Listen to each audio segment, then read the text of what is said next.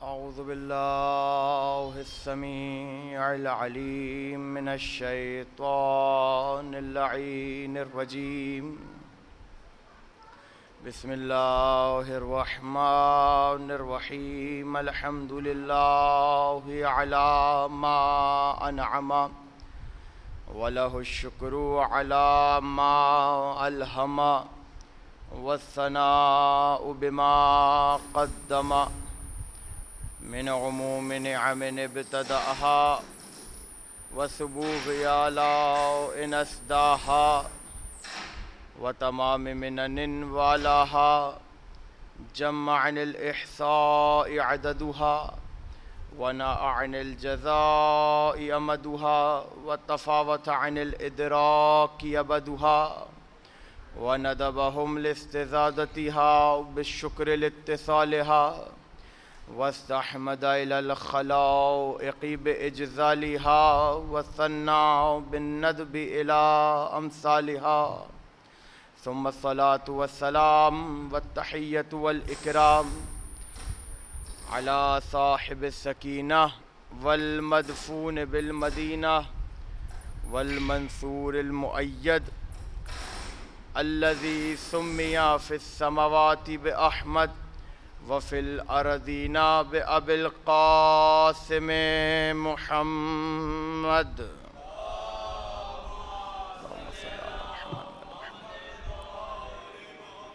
وأهل بيته الطيبين الطاهرين المعصومين المظلومين المنتخبين سيما حجة الله في أرضه وعين الله في خلقه ونور الله الذي يهتدي به المهتدون ويفرج به عن المؤمنين وغوث المستغيثين والملهوفين.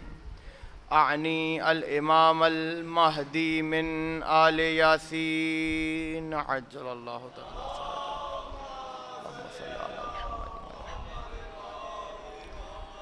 واللعنة الدائمة المستمرة على أعدائهم ومنكري فضائلهم وغاصبي حقوقهم أجمعين من الآن إلى قيام يوم الدين. أما بعد فقد قال الله في محكم كتابه المبين بسم الله الرحمن الرحيم إن الدين عند الله الإسلام. صلوات پڑھیں محمد علیہ.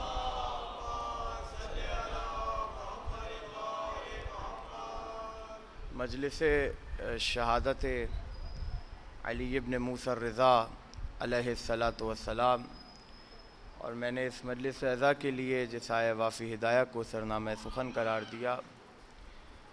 سورہ آل عمران کی آیت کی جس میں پروردگار ارشاد فرما رہا ہے ان الدین عند اللہ الاسلام، یعنی یہ کہا جائے کہ پروردگار نہ صرف یہ کہ ارشاد فرما رہا ہے بلکہ اپنی عندیت کا اعلان کر رہا ہے. ان الدین عند اللہ الاسلام، اور فرمایا کہ اگر خدا کے نزدیک کوئی دین ہے تو وہ دین اسلام ہے. کیا مطلب ہے اس بات کا؟ آدم سے لے کر جناب خاتم تک جتنے ادیان آئے اور جتنے آئیں گے قیامت تک، کتنے تو ایسے ہیں کہ جو مٹ گئے، کتنے ایسے ہیں کہ جنہوں نے ابھی مٹنا ہے، کتنے ایسے ہیں کہ جو بن چکے اور کتنے ایسے ہیں کہ جنہیں بننا ہے. لیکن ایک دین جو حضرت آدم سے لے کر حضرت خاتم تک مسلسل رہا، اس میں کوئی فرق نہیں تھا سوائے فقہی احکامات کے. اور وہ فقہی احکامات یہ کہ جیسے آج آپ نماز پڑھ رہے ہیں، آج سے پہلے چلے جائیں حضرت عیسیٰ کے دور میں تو نماز کی یہ شکل اس وقت نہیں تھی. جو روزہ آج آپ رکھ رہے ہیں یہ روزہ حضرت عیسیٰ کے دور میں اس طرح کی شکل نہیں رکھتا تھا. لہذا جیسے جیسے دور بدلا فقہی احکام اس مطابق بدلتے چلے گئے.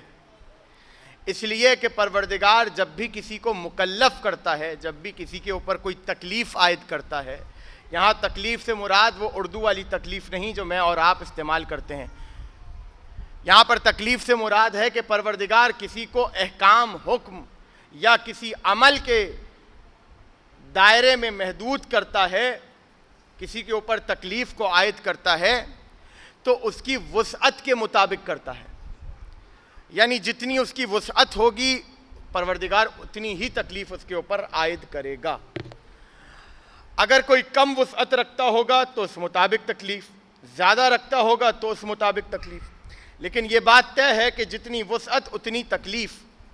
لہذا پچھلے دور میں جتنی امتیں آئیں ان کی جتنی وسعت تھی تکلیف بھی اتنی مطابق تھی، اور رسول خدا کے دور میں جو امت آئی کیونکہ اس کی وسعت بڑھتی چلی گئی لہذا احکام میں جدت آئی، احکام تبدیل ہوئے، لیکن ایک چیز ہے جو تبدیل نہیں ہوئی، جو آدم سے چلی تو خاتم تک اسی طرح پہنچی جس طرح ہر نبی کے دور میں پہنچی، اور اس چیز کا نام تھا عقیدہ۔ اس چیز کا نام تھا عقیدہ۔ کیا مطلب ہے؟ مطلب یہ کہ جو توحید آدم منوا رہے ہیں وہی توحید ابراہیم بھی منوائیں گے، اور جو توحید ابراہیم منوا رہے ہیں وہی توحید رسول خدا بھی منوائیں گے۔ ایسا نہیں کہ آدم کا خدا اور ہے ابراہیم کا خدا اور ہے، ابراہیم کا خدا اور ہے رسول کا خدا اور ہے، نہیں، جس خدا کو آدم نے منوایا اسی خدا کو ابراہیم نے منوایا، اور جس خدا کو ابراہیم نے منوایا اسی خدا کو حضرت رسول خدا نے منوایا۔ لہذا یہ بات طے ہے اور یہ بات مسلم ہے کہ فقہی احکام میں تو تبدیلی آئی لیکن عقیدے میں کوئی تبدیلی نہیں آئی۔ یہاں پر ایک فرق آپ کے حوالے کرتا چلوں، عقیدے میں کوئی تبدیلی نہیں ہے، ہاں عقیدے میں جدت آئی ہے، تبدیلی نہیں آئی ہے۔ تبدیلی میں اور جدت میں بڑا فرق ہے۔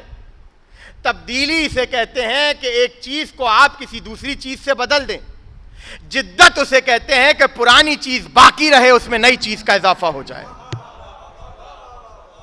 یہ ہے جدت۔ لہٰذا پیغام دوں گا نوجوانوں کو، بزرگ مجھ سے بہتر جانتے ہیں کہ آج کے دور میں بھی خاص طور پر عزاداری میں جدت نہیں ہو رہی، تبدیلی ہو رہی ہے۔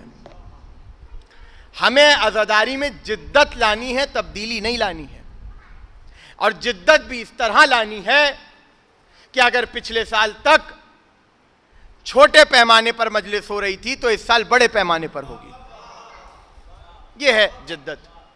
نہ یہ کہ آپ چیزوں کو ہی تبدیل کرنا شروع کر دیں، نہ یہ کہ آپ مفاہیم عزاداری ہی کو تبدیل کرنا شروع کر دیں، یہ تبدیلی ہے، جدت نہیں ہے۔ لہذا ہمارا تقاضا اور ہمارا جو ٹارگٹ ہے، ہدف ہے، وہ ہے جدت۔ تو اسی طرح عقیدوں میں جدت تو آئی لیکن عقیدوں میں کوئی تبدیلی نہیں ہوئی۔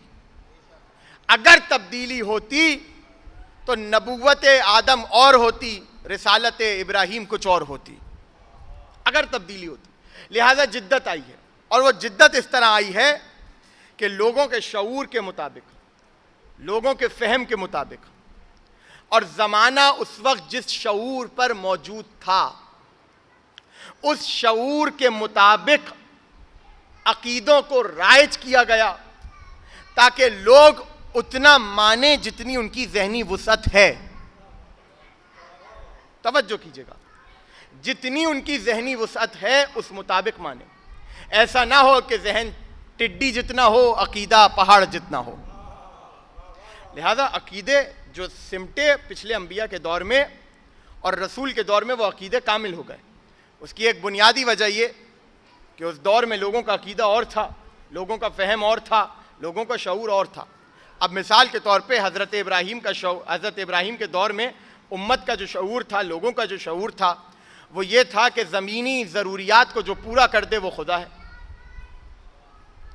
جو زمینی ضروریات کو پورا کر دے وہ خدا ہے۔ لہذا فرعون نے ان کی زمینی ضروریات کو پورا کر دیا تو انہوں نے فرعون کو خدا کہہ دیا۔ توجہ کیجئے گا، فرعون کو خدا کہہ دیا۔ تو فرعون نے اسی بات پر غرور کرتے ہوئے دربار میں پوچھا جناب ابراہیم سے، نمرود نے پوچھا جناب ابراہیم سے، اسی بات پہ غرور کرتے ہوئے۔ نمرود کو خدا کہا تھا، کیوں؟ کیونکہ زمینی ضروریات پوری کر رہا تھا۔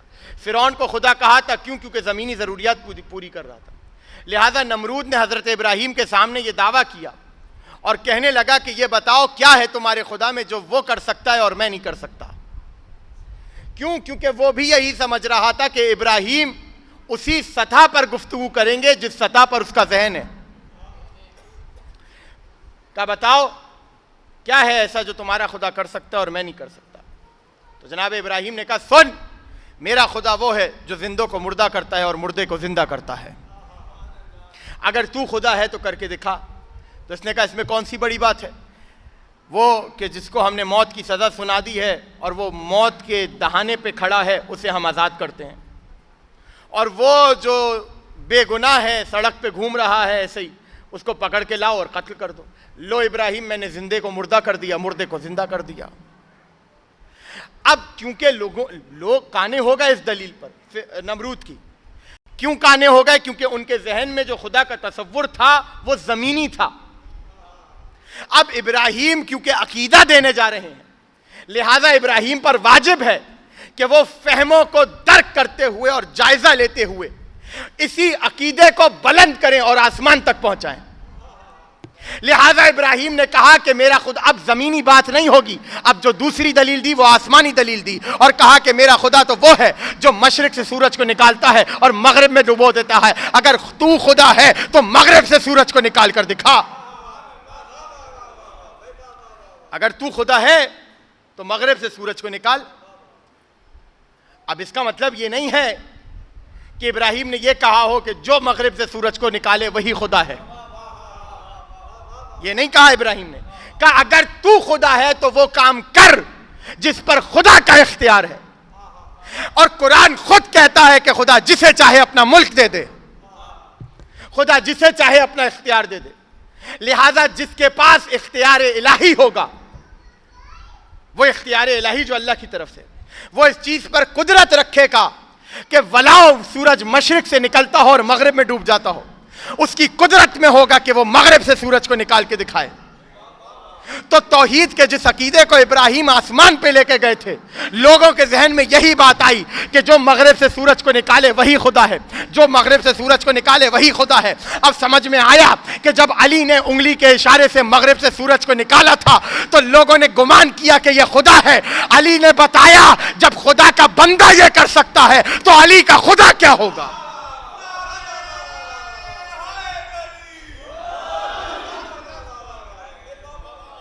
تو اب آپ نے غور کیا کہ کس طرح دین آگے بڑھ رہا ہے، جس طرح شعور بلند ہوتا چلا جا رہا ہے، دین کی ترویج ہوتی چلی جا رہی ہے، اور ترویج ہوتے ہوتے ہوتے آدم سے لے کر نوح، شیث، ابراہیم، اسحاق، موسیٰ، عیسیٰ، زکریا، یوسف، یحییٰ، ان سب سے ہوتا ہوتا ہوتا اب دین پہنچا ہے احمد مصطفیٰ کے دور میں۔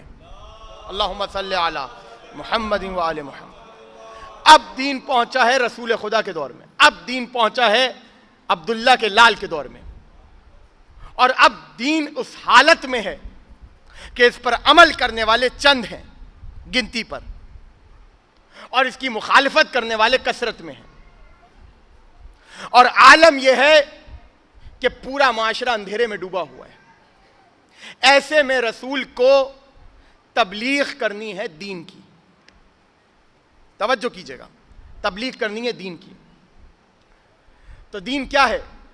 رسول نے آتے ہی تھوڑی بتایا کہ نماز کیسے پڑھنی ہے، رسول نے آتے ہی تھوڑی بتایا کہ روزہ کیسے رکھنا ہے، رسول نے آتے ہی تھوڑی بتایا کہ حج کیسے کرنا ہے۔ نماز کا حکم ہو، روزے کا حکم ہو، حج ہو، یہ سب ہجرت کے بعد ہوا ہے، اور ہجرت کے بعد رسول کی جو زندگی ہے وہ 10 برس کی ہے۔ ہجرت سے پہلے جو اعلان رسالت کے بعد کی زندگی ہے اور ہجرت سے پہلے کی ہے وہ ہے 13 برس کی۔ تو اب آپ سے سوال کرتا ہوں کہ نماز واجب ہوئی ہے ہجرت کے بعد، روزہ واجب ہوا ہجرت کے بعد، حج کا حکم آیا ہجرت کے بعد، اب آپ مجھے انصاف سے بتائیے، جب نماز کا حکم ہجرت کے بعد آ رہا ہے، روزے کا حکم ہجرت کے بعد آ رہا ہے، حج کا حکم ہجرت کے بعد آ رہا ہے، تو یہ جو ہجرت سے پہلے نبی کے 13 برس تھے اس میں کیا ہو رہا تھا؟ توجہ، یہ جو ہجرت سے پہلے نبی کے 13 برس ہیں اس میں کیا ہو رہا ہے؟ نبی کس چیز کا پیغام دے رہے ہیں؟ نبی کون سا دین ہے جو پھیلا رہے ہیں؟ نبی کس دین کی ترویج کر رہے ہیں؟ جب نماز بھی بعد میں آنی ہے، روزہ بھی بعد میں آنا ہے، حج بھی بعد میں آنا ہے۔ دیکھیں توجہ کیجئے گا، اس وقت میری طاقت بہت کم ہے اور میرا گلا میرا ساتھ نہیں دے رہا ہے، لہٰذا ضروری نہیں کہ میں ہر مطلب کو آپ کے حوالے ویسے کروں جیسے میں کرتا ہوں، تو اگر لفظوں میں لغزش ہو جائے تو اس کو درگزر کیجئے گا۔ تو جب ہر چیز کا حکم آنا ہے ہجرت کے بعد، تو یہ 13 برس اور ہجرت کے بعد کا تو عرصہ ہے ہی 10 برس کا، سب سے بڑا عرصہ ہے ہی ہجرت سے پہلے کا. تو ہجرت سے پہلے نبی کر کیا رہے تھے اور کس طرح دین کو پہنچا رہے تھے؟ توجہ، کس طرح پہنچا رہے تھے؟ تو علماء نے لکھا کہ اکثر آیات کہ جو ہجرت سے پہلے نازل ہوئی ان میں کوئی فقہی حکم آپ کو نظر نہیں آئے گا، بلکہ اس میں اعتقادی اور اخلاقی حکم نظر آئیں گے. جائیے جا کے اٹھا کے دیکھیے، کبھی اس طرح بھی کمپیریٹو مطالعہ بھی کیا کیجئے. نبی اکرم ہجرت سے پہلے جو حکم دے رہے ہیں، جو احکام بتا رہے ہیں، وہ کون سے احکام ہیں؟ وہ عقیدے کے احکام ہیں، وہ اخلاقی احکام ہیں. اور سب سے بڑا عقیدہ تو نبی نے دعوت ذوالعشیرہ میں بتایا تھا. پہلے کہا کہ میں تمہارے درمیان اللہ کا رسول بنا کے بھیجا گیا ہوں، قولوا لا الہ الا اللہ، کہو لا الہ الا اللہ. اور پھر اس کے بعد فرمایا کون ہے جو تم میں سے میری نصرت کرے گا؟ کون ہے؟ دیکھیں ایک چیز ذہن میں رکھیے گا کہ ابھی اسلام آیا نہیں ہے. اسلام آنے سے مراد یہ ہے کہ ابھی اعلان ہوا ہے، ابھی نفاذ نہیں ہوا، اعلان ہوا ہے. اعلان اور ہے، نفاذ اور ہے. ابھی اسلام نافذ نہیں ہو رہا، ابھی اسلام کا اعلان ہو رہا ہے. ابھی نبی اعلان کریں گے، لوگوں تک پہنچے گا، اس کے بعد کوئی جوان بڈھے بوڑھے آئیں گے، نبی کے ہاتھ پر بیعت کریں گے، اسلام لائیں گے، لا الہ الا اللہ محمد الرسول اللہ کہیں گے، اس کے بعد اسلام آئے گا ان کا. ابھی جو مجمع نبی کے سامنے ہے وہ سارا مجمع مشرکین کا ہے اور کافروں کا ہے. یا اگر مشرکین اور کافر بھی نہ مانے، آپ چلیں حسن ظن رکھ لیں، تو کم سے کم ان میں سے ایک بھی مسلمان نہیں ہے، کیونکہ سارے مسلمان نبی کی پشت کے پیچھے کھڑے ہیں. نبی کے سامنے مشرکین کا مجمع ہے اور کہا کہ بتاؤ کون ہے جو میری نصرت کرے گا؟ کوئی کھڑا نہیں ہوا. توجہ کیجئے گا، جملہ آپ کے حوالے کر رہا ہوں اور بہت آہستہ سے کہوں گا. کوئی کھڑا نہیں ہوا سوائے علی ابن ابی طالب کے. اب جملہ آپ کے حوالے کروں، ابھی اسلام آیا نہیں ہے، ابھی لوگ مسلمان ہوئے نہیں ہیں. امت جو اسلام لانے کے بعد نصرت کے لیے ہاتھ نہ کھڑا کرے، وہ اسلام لانے سے پہلے کیا نصرت کے لیے ہاتھ کھڑا کرے گا؟ تو کوئی نصرت کے لیے کھڑا نہیں ہوا سوائے امیر المومنین علی ابن ابی طالب علیہ الصلوۃ والسلام. اللہم صلی علی محمد. کوئی کھڑا نہیں ہوا. تو جیسے ہی علی کھڑے ہوئے، 10 برس کے ہیں علی، اشارہ کیا علی کی طرف. سنا ہوا واقعہ آپ کا، لیکن ایک نتیجہ اس سے نکالنا چاہتا ہوں. اشارہ کیا علی کی طرف اور اشارہ کر کے کہا کہ ھذا اخی و وصیی و خلیفتی من بعدی، یہ میرا بھائی ہے، یہ میرا وصی ہے اور یہ میرا خلیفہ ہے میرے بعد. تو اب مجھے بتائیے نبی نے کس چیز کا اعلان کیا؟ اللہ کی توحید کا، اپنی نبوت و رسالت کا اور علی کی ولایت کا. اور پھر اس کے بعد اشارہ کر کے کہا کہ اب تم سب پر لازم ہے کہ اس کی سنو اور اس کی اطاعت کرو. نبی نے کہہ دیا. دعوت کا اختتام ہوا اور لوگ باہر جاتے ہوئے ابو طالب سے ملتے ہوئے گئے اور تضحیک کرتے ہوئے گئے، استہزاء کرتے ہوئے گئے، مذاق بناتے ہوئے گئے اور آ کر کہنے لگے ابو طالب آج سے تم بھی اپنے بیٹے کی بیعت کرنا، آج سے تم بھی اپنے بیٹے کی اطاعت کرنا. یعنی تانا مار رہے تھے. تانا مارنے کا مطلب یہ ہے کہ انہوں نے علی کی ولایت کو سنجیدہ نہیں لیا. اگر علی کی ولایت کو سنجیدہ لے لیتے تو کیا ہوتا؟ اب جملہ آپ کے حوالے کر رہا ہوں. ذوالعشیرہ میں رسول غدیر میں علی کی ولایت کا اعلان نیا نہیں تھا. ذوالعشیرہ میں اعلان کر چکے ہیں خلافت و ولایت علی ابن ابی طالب کا، لیکن بات یہ ہے کہ کسی نے سنجیدہ نہیں لیا. اب جملہ آپ کے حوالے کر رہا ہوں. اگر ذوالعشیرہ میں علی کی ولایت کو سنجیدہ لے لیتے تو غدیر کی ولایت گلوں میں نہ اٹکتی، گلوں میں نہ اٹکتی. اگر ذوالعشیرہ میں علی کی ولایت کو سنجیدہ لے لیتے، علی کی خلافت کو سنجیدہ لے لیتے. اب سمجھ میں آیا 13 برس نبی کر کیا رہے تھے؟ عقیدہ، علی کی ولایت. اور جب 10 برس ہوئے اور حج کا موقع آیا، نبی نے اپنی زندگی کا پہلا اور آخری حج کیا اور حج کرنے کے بعد پلٹے اور پلٹ کر میدان غدیر میں اہتمام کیا. لوگوں کو معلوم تھا کہ حج ختم ہو چکا، اس کی سب سے بڑی دلیل یہ ہے کہ لوگ اپنے اپنے راستوں پہ نکل چکے تھے. جو جہاں سے آیا تو وہ وہاں کے لیے نکل چکا تھا. تو نبی نے اعلان کیا کہ جو آگے رہ گئے ان کو پیچھے بلاؤ اور جو پیچھے رہ گئے ہیں ان کو آگے بلاؤ. سب کو بلا لیا گیا. لیکن آپ سے میں سوال کروں, غدیر کا میدان زیادہ افضل ہے یا کعبہ؟ کعبہ, بلا شبہ کعبہ افضل ہے. اب دوسرا سوال, اونٹوں کے پالان زیادہ افضل ہیں یا کعبے کی چھت؟ کعبے کی چھت.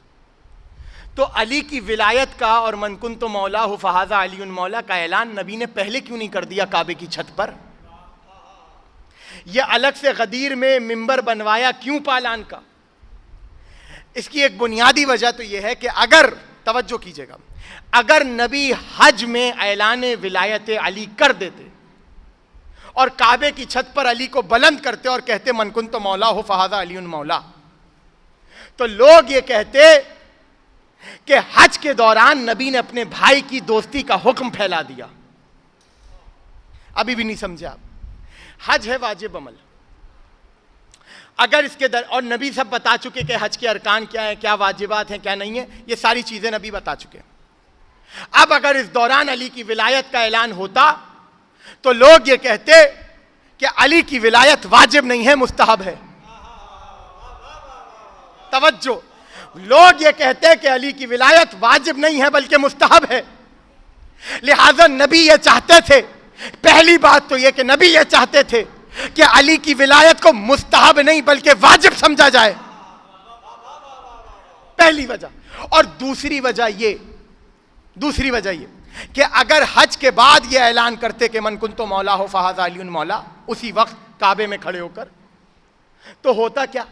ہوتا یہ کہ علی کی ولایت کے بعد ایک بہت اہم آیت نازل ہونی تھی, اور بچے کو وہ آیت یاد ہے, الیوم اکملت لکم دینکم, آج ہم تمہارے لیے تمہارے دین کو کامل کر رہے ہیں, مکمل کر رہے ہیں. آج کے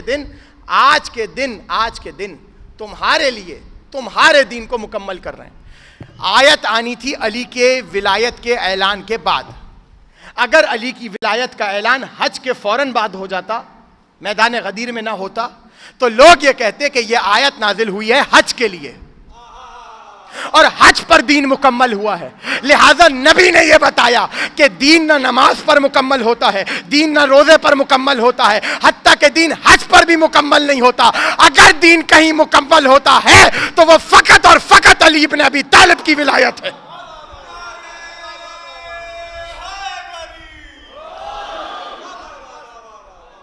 فقط اور فقط علی ابن ابی طالب کی ولایت. میں نے آپ کے سامنے یہ حصہ بیان اس لیے کیا کہ آپ کو یہ معلوم ہو جائے کہ ان الدین عند اللہ الاسلام, وہ دین کے جس کا دعویٰ خدا کر رہا ہے کہ میرے نزدیک اگر کوئی دین ہے, توجہ, میرے نزدیک اگر کوئی دین ہے تو وہ دین اسلام ہے بس. اور کوئی دین خدا کسی اور دین کو, اسلام تو چھوڑیے, خدا کسی اور دین کو دین ہی تسلیم نہیں کرتا. توجہ, خدا کسی اور دین کو دین ہی تسلیم نہیں کرتا. کیوں؟ اس لیے کہ دین کا اکمال ہو رہا ہے علی کی ولایت پر. اگر اور کسی دین میں علی کی ولایت ہے تو لے کر آؤ. لہذا خدا کو دین ہی وہ پسند ہے جس میں علی کی ولایت ہو. آپ خاموش ہو گئے. چلیں اگلا جملہ آپ کے حوالے کرتا ہوں اور دیکھتا ہوں کہ کس کو سمجھ میں آیا کس کو نہیں. خدا کو دین ہی وہ پسند ہے, خدا کے نزدیک دین ہی وہ قابل قبول ہے کہ جس میں علی کی ولایت ہو. اب جملہ آپ کے حوالے کر رہا ہوں, اما جس خدا کو علی کی ولایت کے بغیر دین قبول نہیں ہے, ہماری عبادتیں کیا قبول ہوں گی؟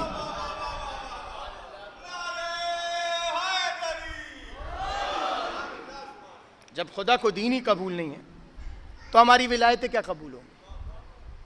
ایک بات.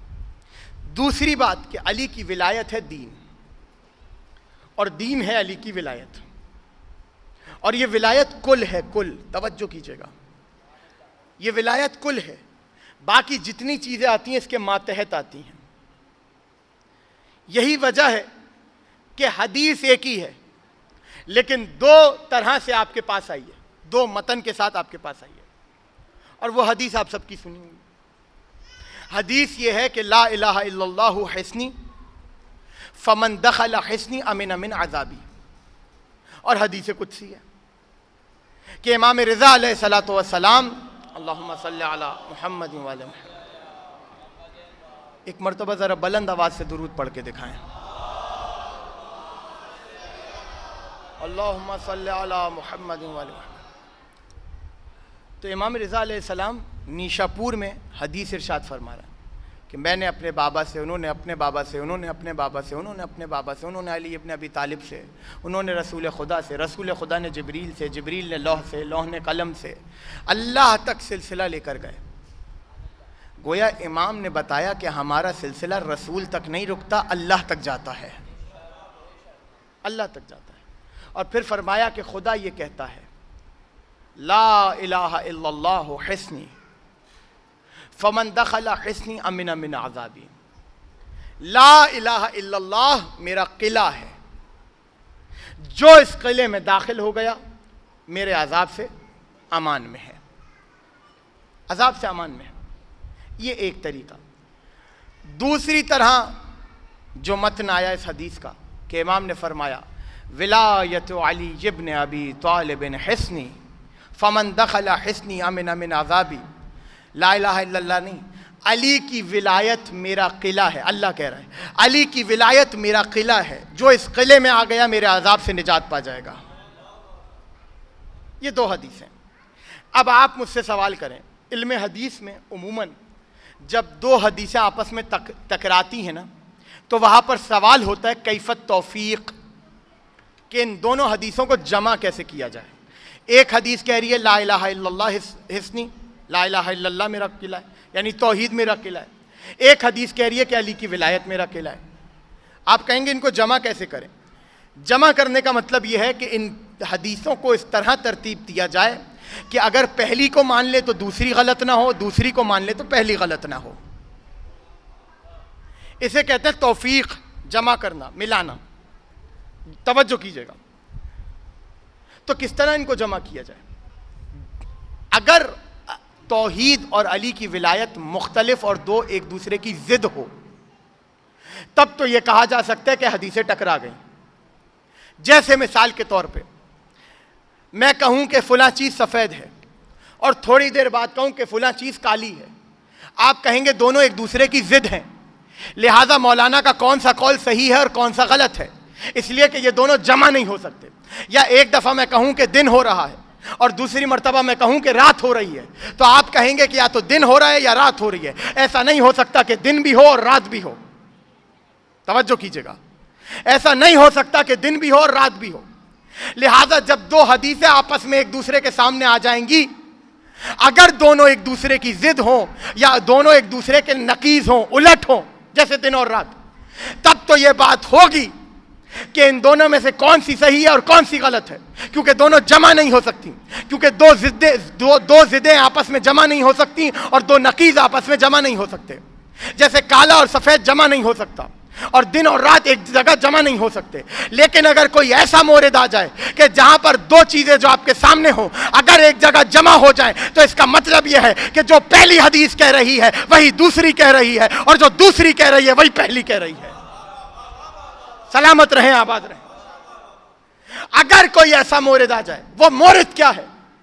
توجہ، وہ مورد کیا ہے؟ ایک طرف امام کہہ رہے ہیں لا الہ الا اللہ توحید میرا قلعہ ہے، دوسری طرف کہہ رہے ہیں علی کی ولایت میرا قلعہ ہے، پروردگار کہہ رہے ہیں. تو کیا مطلب ہے ان دونوں باتوں کا؟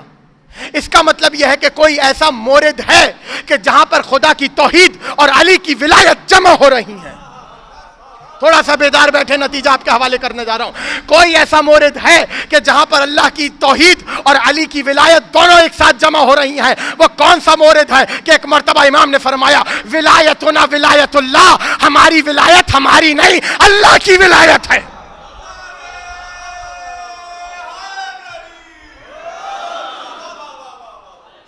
ولایتنا ولایت اللہ، ہماری ولایت اللہ کی ولایت ہے. التی لم یبعث نبی قط الا بہا، اور وہ ولایت ہے کہ اس کے بغیر خدا نے کسی نبی کو مبعوث نہیں کیا. کوئی نبی مبعوث نہیں ہوا مگر یہ کہ اس ولایت کے صدقے میں. اس ولایت کے ذریعے سے، عربی زبان کے لحاظ سے اور عربی قاعدے کے لحاظ سے یہ جو کلمہ ہے نا، لم یبعث نبی قط الا بہا، یہ جملہ کہلاتا ہے جملہ حصر، اور حصر اردو زبان میں کہتے ہیں قید کرنے کو۔ حصر کا مطلب یہ ہے کہ چاروں طرف سے ایک ایسی دیواریں کھنچ جائیں، نہ اندر کی چیز باہر جا سکے، نہ باہر کی چیز اندر آ سکے، اسے کہتے ہیں حصر۔ مثال کے طور پہ میں ابھی تمام امام بارگاہ کے دروازوں کو بند کر دوں، یا کوئی کسی کے گھر کے دروازوں کو بند کر دے، تو کہا جاتا ہے اس نے محصور کر دیا۔ محصور اسی حصر سے ہے، یعنی نہ باہر کا اندر جا سکتا ہے، نہ اندر کا باہر آ سکتا ہے۔ امام نے جو یہ جملہ کہا ہے، یہ جملہ حصریہ۔ مطلب یہ ہے کہ امام فرما رہے ہیں کہ علی کی ولایت کے سبب نبی نہیں بنا، بلکہ نبی بنا ہے وہ بنا ہی علی کی ولایت کے صدقے میں ہے۔ دونوں باتوں میں فرق ہے۔ میں کہوں نبی علی کی ولایت کے صدقے میں بنا ہے، اس کا مطلب یہ تو نہیں ہے کہ اور کسی چیز کے صدقے میں نہیں بنا، لیکن اگر میں کہوں کہ نبی جو نبی بنا ہے وہ علی ہی کی ولایت کے صدقے میں بنا ہے، اب یہاں پر آ جائے گا حصر، یعنی علی ہی کی ولایت ہے جو آدم سے لے کر عیسیٰ تک ہر نبی کو نبوت بانٹ رہی ہے۔ اسی لیے فرمایا اس ولایت کے فضائل کے بعد امام رضا علیہ السلام نے ولایت علی ابن ابی طالب حصنی فمن دخل حصنی امن من عذابی، خدا یہ کہہ رہا ہے کہ علی کی ولایت میرا قلعہ ہے، اور جو بھی اس قلعے میں داخل ہو گیا وہ خدا کی امان میں ہے، اب اسے کسی چیز کا کوئی خطرہ نہیں ہے، کوئی خطرہ نہیں ہے۔ اب پہاڑ ٹوٹ جائیں، ظلم ہو جائے، کئی طریقے سے امتحان لیے جائیں، محشر میں جب وہ پہنچے گا، جملہ سنیے گا، محشر میں جب وہ پہنچے گا تو کوئی گناہ ایسا نہیں ہوگا جو اسے عذاب کی لپیٹ میں لے لے، اس لیے کہ رسول نے فرمایا تھا یا علی اِنَّا حُبَّكَ حَسَنَةٌ لَا تَضُرُّ مَعَاهَا سَيِّئَةٌ وَبُغْضَكَ سَيِّئَةٌ لَا تَنْفَعُ مَعَاهَا حَسَنَةٌ، اے علی تیری محبت وہ نیکی ہے کہ جس کے ہوتے ہوئے کوئی گناہ نقصان نہیں پہنچا سکتا، اور تیری دشمنی وہ برائی ہے کہ جس کے ہوتے ہوئے کوئی نیکی فائدہ نہیں پہنچا سکتی۔ تو یہ ہے علی کی ولایت، اور اس ولایت کو پہنچایا ہے علی رضا نے نیشا پور میں، اس ولایت کو پہنچایا، گویا بتایا کہ خدا کے نزدیک اگر کوئی دین ہے تو وہ دین اسلام ہے، اور دین اسلام کا مطلب ہے علی کی ولایت، دین اسلام کی غرض ہے علی کی ولایت، دین اسلام کی غرض ہے علی کی ولایت۔ ختم ہو گئی گفتگو، میں نے سمیٹ دیا اپنے موضوع کو۔ نیشا پور میں بتایا کہ علی کی ولایت کیا ہے۔ دشمن نے امام رضا علیہ السلام کو نیشا پور اس لیے بلوایا تاکہ لمبے راستے طے کرتے ہوئے آئیں، اور جا بجا معاذ اللہ جا بجا امام کو رسوائی کا سامنا کرنا پڑے، لیکن اس کو کیا معلوم کہ جو اپنے گھر سے نکلتا ہو تو رسول کے قدموں کی آہٹیں آتی ہوں، جو سیرت رسول ہو،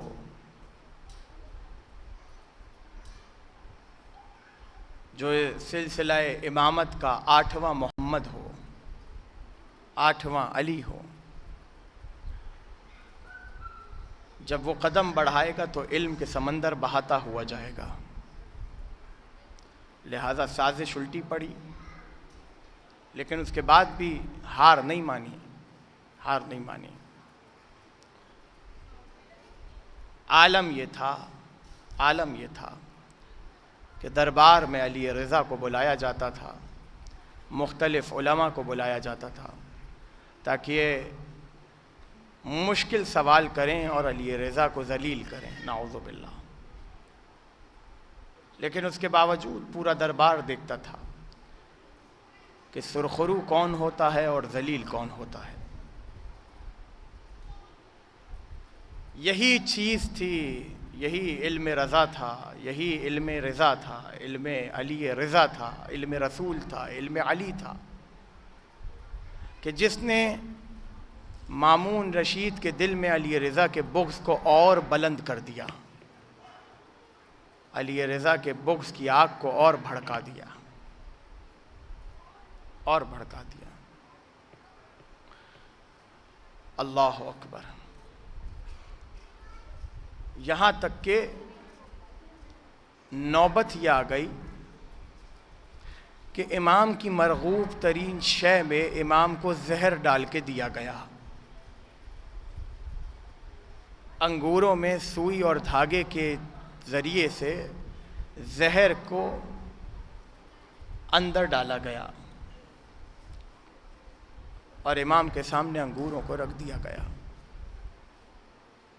جبراً امام کو انگور کھلائے گئے۔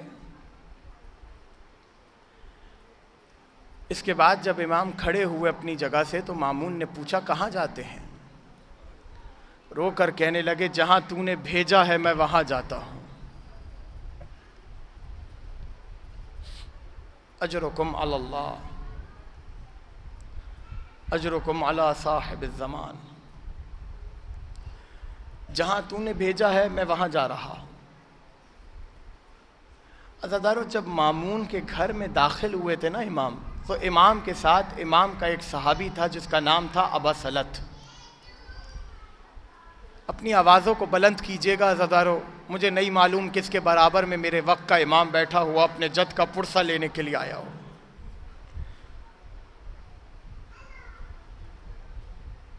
جب مامون کے گھر میں داخل ہو رہے تھے تو اس سے پہلے ابا سلت امام کے ساتھ تھے۔ جیسے ہی گھر کے باہر پہنچے نا، ابا سلت کو کہا ہے ابا سلت تم یہاں کھڑے ہو جاؤ، یہاں کھڑے ہو جاؤ، ہم اکیلے اندر جائیں گے اور اگر ہم باہر آئیں اور تم دیکھو کہ ہماری ابا ہمارے کاندھوں پر نہیں ہے تو سمجھ جانا کہ ہمیں زہر دے دیا گیا۔ میں ہاتھوں کو جوڑ کر ایک جملہ کہوں عزادارو، ابا سلت کی جگہ اپنے آپ کو تصور کر کے دیکھو کہ اگر یہی جملہ امام آپ سے کہتے تو آپ کی کیا کیفیت ہوتی۔ گویا کہ ابا سلت باہر کھڑے ہوئے نہیں تھے بلکہ انتظار کر رہے تھے کہ خدا جانے ایسا کون سا موقع آ گیا ہے کہ جب امام اپنے شیعوں کو یتیم کر کے چلا جائے۔ ایک مرتبہ ابا سلت کہتے ہیں مامون کے گھر کا دروازہ کھلا اور جیسے ادھر گھر کا دروازہ کھلا میں نے کیا دیکھا کہ میرے امام کی ابا ان کے کاندھوں پر نہیں تھی، بس یہ دیکھنا تھا۔